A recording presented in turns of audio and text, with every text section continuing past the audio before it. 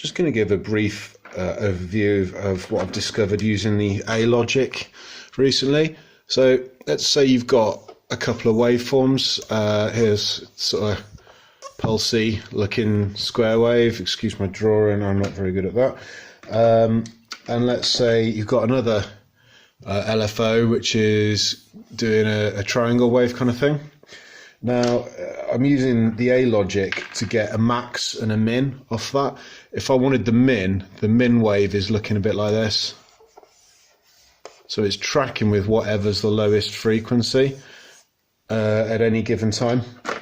And if I want the max, it's obviously doing the opposite. It's giving me a waveform that looks like this. So that's pretty cool. You can get some quite interesting modulations out of that. You can see like the sizes of these things change even in my scrappy graph, and you get much more interesting modulations.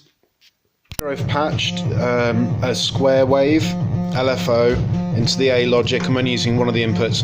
That's going into the CV of this oscillator, classic square wave frequency modulation. I'm going to now put so I've got a triangle LFO in there as well, so it's doing something a bit more interesting.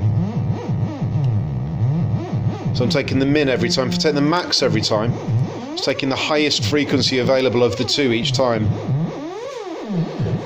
Okay, let's do something a little more creative. Let's patch that into the filter, put the square wave into there, and now let's boost the volume up.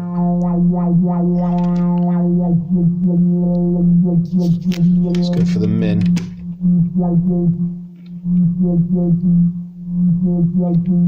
So you get some really cool rhythmic modulations there. I can go for sum and diff as well, for like different modulations. So the sum is just literally combining them like in a straight mixer. Diff is the difference between the two signals. So like that would be the gap in between my blue and my orange there.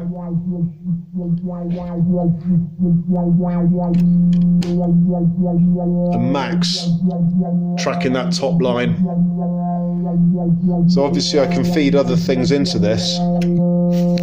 So yeah, I can get much more interesting modulations than just out of summing LFOs in a little mixer or something like that. So yeah, the A-Logic module is actually pretty good fun now. I've grasped it a bit better.